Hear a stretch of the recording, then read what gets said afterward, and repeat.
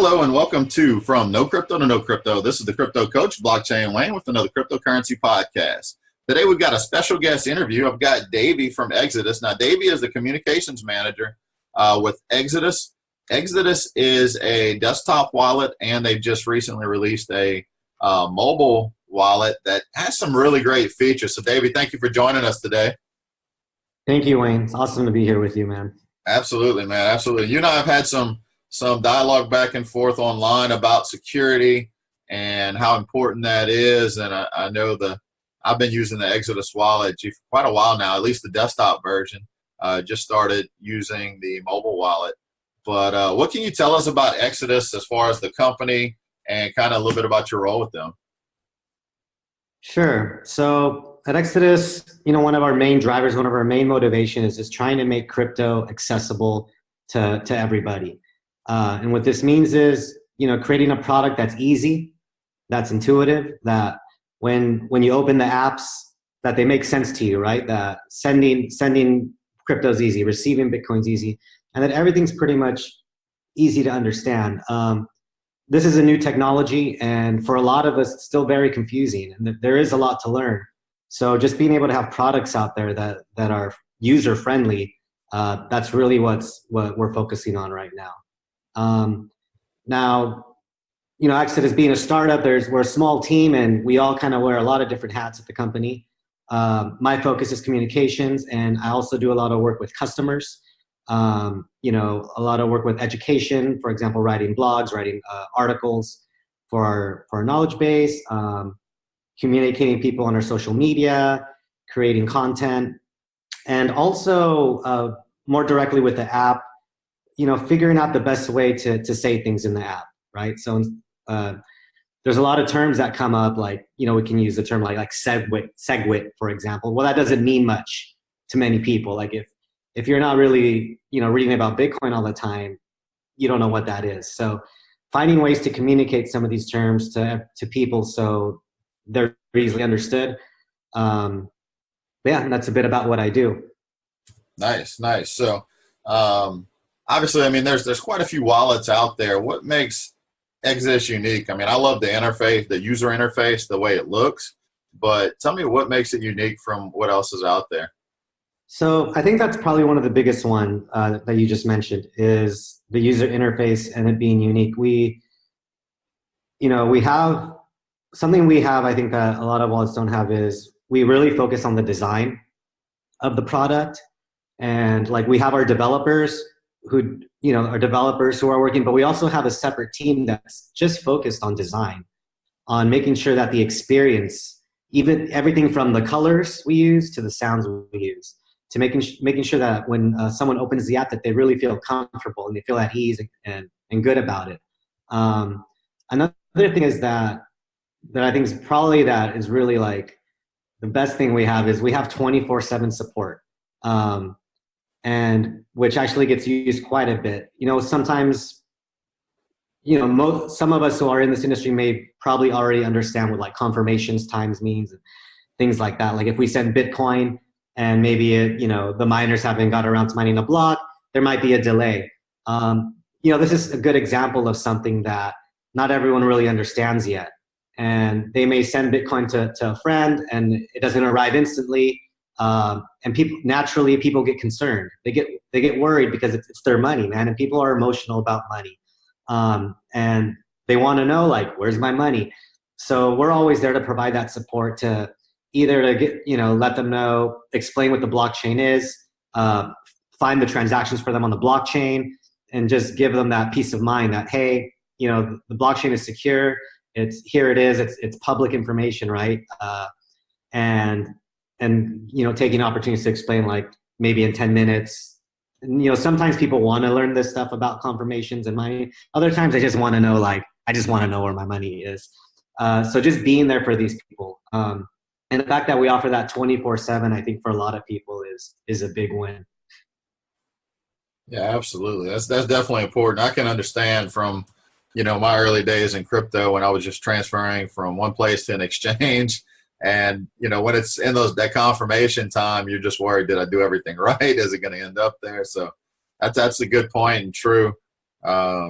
But I definitely love what Yeah. you guys are doing because we need to make this thing easier, you know? Sorry, you kind of cut out there at the end. What was that? I said, definitely love what you guys are doing because we definitely need to make this whole, process easier. And that's really why I started focusing on education. I had a different plan when I got into crypto a few years ago. And I guess it was about a year and a half ago. I figured let's focus on education because the easier we make it for people, the more people are going to embrace it.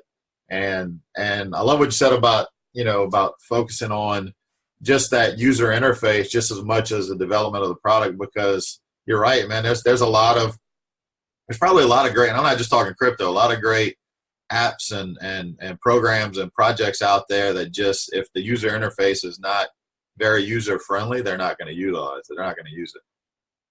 So No, we totally agree with that. And it's funny because actually we also get a lot of value as focusing on support because we have such a focus on support and helping people. We're all actually able to receive a lot of feedback from customers, and we're able to identify like where customers are having problems. Like maybe something doesn't make sense in the wallet. Like, so when we learn about what's confusing to people, that just helps us make the product better. A lot of people, for example, have problems with using online exchanges. Sometimes like online exchanges can be confusing to people. And, in Exodus, if you've ever used the exchange, like it's really fast. It's really simple. It's on chain. You just pick whatever asset you want to send out of the wallet. You pick the asset you want to receive, and there's like a big button there that says exchange, and that's it, right? And Exodus kind of handles all that behind the scenes. So, we have a lot of customers that are using Exodus for that purpose. They just don't want to bother with logging in with an email, with the password.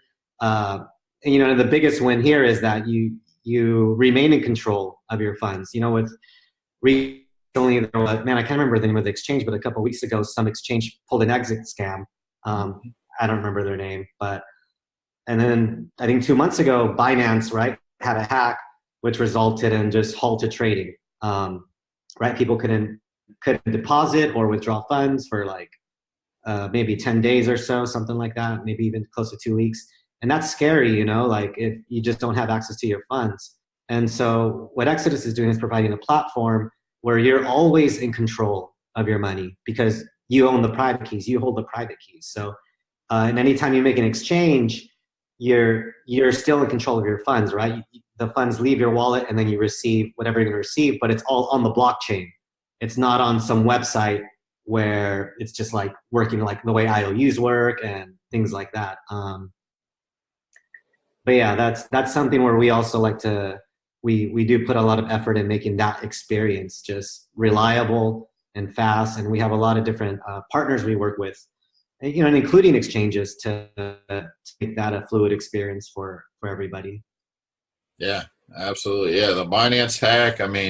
If you go back over the last few years, there've been quite a bit to where we've got to educate people not to leave their crypto on exchanges unless they're actively in a trade with it, because some people buy it on there and leave it. Recently, but we also had Cryptopia went under. They couldn't. Binance was big enough to be able to withstand a hack that they did, but some of the smaller exchanges just don't make it. Cryptopia. I remember I guess 2017 it was BitGrail was a big one. Not a big one, but one that basically became insolvent because they got hacked. So definitely important, which leads me to my next topic real quick, man. Let's talk about security. I know you shared some information with me about security. What do you think people need to know when it comes to the details of their security whenever they're managing and handling their cryptocurrency wallets? Yeah, so thanks for asking that, Wayne. I'm glad you asked. It's probably an area that we don't hear a lot about, right? A lot of people focus on price action and trading, and security is one of just, I think, like a huge topic that's not discussed enough. So thank you for asking about that.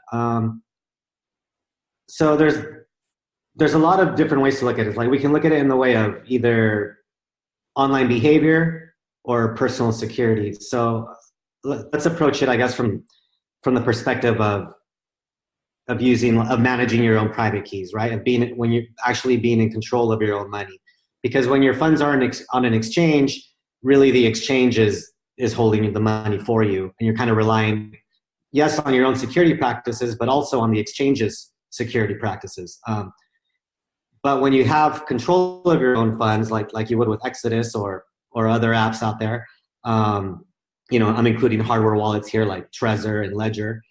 A lot of that security is not just dependent on the application, but it's also dependent on you, the holder of the funds. So if I can quickly explain this, all our crypto assets live on the blockchain. And what wallets like Exodus do is they're just an interface for interacting with the blockchain. So if you have your money, let's just take Bitcoin, for example, you have your Bitcoin at an address, that address is on the blockchain, and what grants you access to that address, what gives you control over that Bitcoin are actually is a private key, right? Every address has its own private key. And this is what wallets do. Wallets manage private keys. So when you log into your wallet, when you access your wallet, you're actually using the private key in that wallet to access the blockchain, to broadcast a transaction that says, I'm going to send Bitcoin from A to B. So these private keys these are the keys to your crypto kingdom. And just like the keys to your house or the keys to a safe, anyone who has those keys can access your funds, right? Can access your funds in the blockchain. So keeping these keys secure is just like, it's the most important thing for controlling your wealth. And so I can go over some things we've seen that are just some big no-nos, some mistakes people have made. So when you use Exodus, you get a set of 12 words. People call it 12-word phrase, 12-word recovery phrase, a seed phrase. These 12 words are basically like the master key, right? And in a multi-asset wallet like Exodus, the 12 words are used to derive all the private keys for all the addresses for all the assets in your wallet, right? And I won't get deep into the math, mostly because I won't be able to explain it. but just to understand the 12-word recovery phrase, these are the master keys where all the private keys are derived from. So keeping these 12 words safe is, you just got to do it. And some ways I've seen where people don't keep them safe are, for example, storing them in your email address, right? If you save your email, your seed phrase, or just any private keys in your email, and if your email gets hacked for some reason, which is relatively easy, especially if you don't have 2FA, people often use the same password for Facebook or Twitter that they do for their Gmail account, or a variation of it. And we've known like Dropbox has been hacked. What was the other credit card company that got hacked? I forget. Was it TransUnion or something like that? But this information can be hacked, and this information can be used by hackers to access your email or other online accounts you may have. And so if someone gets in your email and they see your private keys or this 12-word phrase, well, guess what? They now have the keys to your addresses on the blockchain, and can access your funds and send them out anywhere. Some people may take, it's not a good idea to take a picture on your phone, right? Or to store it in the cloud. Basically, you just don't want to have a digital copy of these keys anywhere, of your 12-word phrase anywhere. Because if they're online, if they're on the computer, well, they're vulnerable to hackers. And sometimes, you can be a really secure person, but if someone's really determined, like you mentioned with the Binance hack, Binance people were really determined to get into Binance, right? And they, I'm sure these people had to spend quite a bit of resources trying to get in there, but the point is that it's possible. Even with great security, it's possible. So the best thing you can do is store these keys offline, write them down on paper, and store them in a safe to deposit box, or if you have a safe in your home, or just wherever no one can find them except for you and maybe your wife or a loved one that you tell about, right? A solution that Exodus offers is we're actually integrated with Trezor hardware wallet. And what a Trezor does, it keeps the private keys on the device itself, and the device itself is immune from malware and viruses, and the keys never touch the computer. They never touch the online world. So having the keys on this device is actually another great solution. But even with hardware wallets, you're also given a phrase, like a 12-word phrase or a 24-word phrase. And again, even though you have a hardware wallet, you still need to be careful, and you need to keep these keys, write these words down, and keep them offline. Now, you might ask, like, well, why isn't the hardware wallet good enough? Well, simply because you might lose the hardware wallet, or it could get stolen. And if it gets stolen, no one's gonna be able to hack into it, but you don't have the hardware wallet, so you can't access your funds. So the 12-word phrase or the 24-word phrase, these are backups, right? That's a backup method. Yeah, absolutely. So yeah, I noticed recently, I think you sent me some info about how Exodus has integrated with Trezor. Just kind of a personal question for me, but I've got both, but do you see any kind of future where that same integration is available with Ledger? That's a great question. We actually, Ledger's a really popular hardware wallet, and I think this would be great for the community. This would be a great win. We've had Trezor support for just a few months now, so we're really focused on just perfecting that experience and just making that really, really awesome before we can really start. We know there's other solutions out there, but if you know Exodus, then you know that we're really perfectionists, and we really want to make the experience perfect. So until the Trezor experience is just like 100%, that's just where we're going to remain focused right now. But yeah, I do see a future where other hardware wallets will be integrated. Right, absolutely. And at first, I guess some people would think, well, do they have to choose a kind of wallet? Do they choose a hardware wallet? Do they choose a desktop or a mobile wallet? And I try to teach people, I don't know what your thoughts are on it, but you really, need to identify all aspects because of just the way we live in the world, right? And as it becomes more and more prevalent when you can spend crypto, that hardware wallet could be that hardware wallet and desktop wallet could be where you store your, a lot of your bulk of your assets, kind of like keeping money in a safe, right? And then the mobile wallet is more like what would you keep in your wallet, right? That you have available to spend. Just different levels of wallets. So. Yeah, I do share that perspective. Like, for example, at Exodus, we're paid in Bitcoin. Our salary comes in Bitcoin. So for me, that it's like where some people, it's a direct deposit into a bank account. My Bitcoin is deposited into my hardware wallet address. Nice. So my hardware wallet that's like my bank, right? And in that sense, I'm able to be my own bank and able to control my funds that way. And my mobile wallet, I probably have maybe a couple $100 worth of different assets. But also, depending, like I have an iPhone, and at least for my iPhone, I feel quite confident in its security. But with mobile, it's just nice to be able to trade on the go, right? To be somewhere, and maybe if I'm not a daily trader, but I do like to swing trade, and I do like to buy like certain coins that I think are pretty low, and I think, man, maybe this is dumped a lot, and maybe it's gonna bounce back. And so for these situations, to be able to catch these quick market moves, I might move a certain coin into mobile, not much, but I'll move something just so if I'm out and I see something happen, I can take advantage of it. Otherwise, I have to go home, right? But I do share that perspective of the hardware wallet kind of being like your bank, your security, and using mobile more like your street wallet, like what you're going to spend. And I keep no more than maybe a couple $100 in there. And for desktop, I use desktop a lot in the same way I use mobile, just because not every asset is supported by hardware wallets. So I can give you an example, like, something an asset I personally like is Binance Coin. Just because, I like CZ. I can say here that it's like, maybe it's his personality that attracts me to the project, but I think they do a lot of good for the crypto community, just in creating adoption and making things accessible. But BNB doesn't have hardware wallet support. So using a desktop wallet for that is a great option. Yeah, absolutely. Yeah. Coinbase is, Coinbase. Binance has taken taking a little bit of heat lately, making the announcement they're closing off to the U.S. But I really think in the end that U.S. platform would be a good thing. I mean, of course, I'd love to be able to get on and trade everything that's available on regular Binance, but I think they're just really going to be a little bit stricter as far as what goes on the platform in the U.S. Just to avoid any kind of trouble as crypto adoption grows.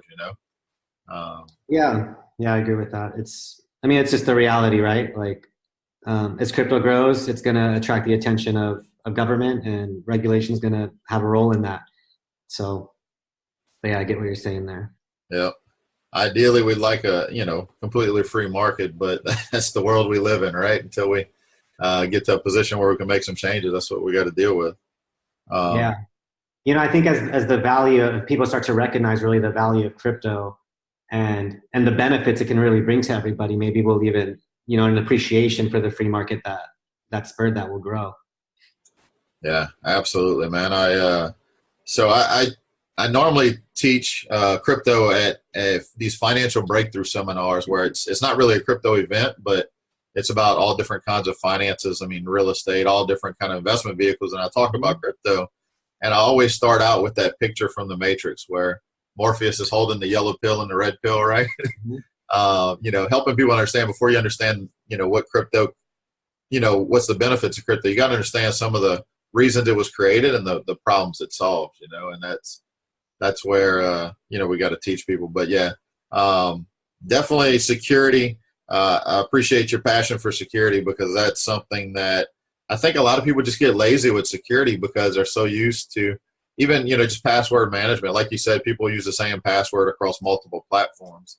And so if they're able to hack, say, a login to a credit card portal, then they could find out what other accounts that person may have. And if you got the password, you can get into most of them. Yeah. Yeah. And this unfortunately happens all the time, right? Yeah. I've, for email, just for your listeners, if first of all, don't put anything too valuable in email, but something I think that goes a long way in protecting is 2FA, two-factor authentication. Yeah. And there's the more popular apps, Google Authenticator and Authy. So if you're using Gmail or whatever email you're using, get 2FA on there. If you're use 2FA to log into your bank accounts, don't use SMS 2FA. This is when people get like a text message, right, to log into an account. Because, man, if someone knows that you're valuable, right, that they can, if they hack into your system, they can get money, then they're going to target you and they're going to try to get your SIM. They're going to try to port your SIM card. They're going to try to con someone at Verizon or T-Mobile and say like, "Hey, I'm this person. Please, this is my phone number." So they can intercept that SMS. So it's unfortunate that we live in a world like that. But as great as crypto is, the same threats that exist in our everyday life from thieves, like there's thieves out there that are online that they're not going to stop. They're not going to quit. So we just have to keep being vigilant. Yeah, I actually heard a phrase recently that rings so true, and I forgot who said it, and this is what I'm drawing a blank on, but basically pirates have been around since the beginning of time, right? And where there's digital gold, there's going to be digital pirates, right? Absolutely. Yeah, so got to protect it. That's what people are going to go after. But yeah, two-factor authentication, I agree with you, man. That's huge because it's all about how easy is it for hackers to get it. Now, if they're determined, they can crack great security, but most hackers are looking to exploit vulnerabilities. So that's right. Where it is. I know a few people recently that have been victims of SIM swapping. All of a sudden their phone doesn't work and they can't figure out why. And by the time they figure it out, they've already had, one of them had their Binance account drained out. And luckily for him, he didn't keep most of it on exchanges, just what he was trading, but it was still a decent amount, Yeah. No, and actually to address the security problem, Bitcoin itself as a network has never been hacked, right? So when these hacks occur, it's going to be because of the user or the systems in place. But if, like I said, if you're keeping these private keys offline, then they're not even able to be hacked because they don't exist online, right? And Bitcoin is a network, so there's no central authority, there's no centralization to attack. It's It's a decentralized network. You'd have to you'd have to get control of the entire network to be able to move your Bitcoin. And there's something really comforting about that, at least for me, knowing that my Bitcoin's on the blockchain. It's secured by a network, right? And I know my private keys aren't on my computer. And the only way anyone's going to get them, I guess, is if they break into my house or something, get into the safe. I mean, that's a whole nother thing though, right? But yeah. Yeah. One thing, I was talking to a security expert a while back, and one thing he said about private keys is also we need to make sure that we, keep them in multiple locations, secure locations, but multiple locations. As far as, if you have it, say in your house and something happens, say, unfortunately there's a fire, is it safe? Is it, or like you said, in a safe, if that safe is fireproof, that could benefit, No, yeah, lots of people have. I've heard a lot of different ways to do it. It's keep it in multiple locations. Some people even don't keep their private keys together. As an example, they might, using the 12-word phrase as an example, they might keep 6 words, in the bank and in a safety deposit box, and they'll keep another 6 words like in their home. So they need to go to both places. So there's a lot of solutions out there, but the main thing is you just want to keep them offline. And if you're going to, if you have a physical copy, just make sure no one can get them. Yeah. I mean, you'd be surprised, Wayne, working with a lot of people, and I ask people these questions, like where about security, because I'm concerned and I want to make sure that they have the tools necessary to protect themselves. But people will keep their 12 words in their desk at work, or in like a briefcase, because they think, well, I'm always with my briefcase. It's my work desk. No one can get in there. And it's like, well, maybe no one goes in there, but now I know they're there. I mean, I don't know where you work, but I'm saying, like, really anyone can just open your desk at work. You just never know. Yeah, absolutely. All right, Davey. Well, looking to wrap things up, man. I appreciate you joining us today. So tell people, where can they follow Exodus? Where can they connect with you? Just to get more information. You mentioned blogging, so how can they connect to that as well? So yeah, you can visit exodus.io. That's our website, and on exodus.io you can download both the mobile apps for Android and iOS. You can download the desktop app, and there you'll also find links to our Twitter, which is at exodus_io. And that's probably where we're most active. We also have a Facebook page. You have to forgive me, man. I can't remember the handle. It's exodus_io,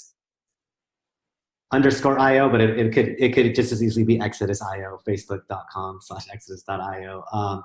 But we're most active on Twitter, and if you hit us up on Twitter, then we're going to respond to you pretty quickly.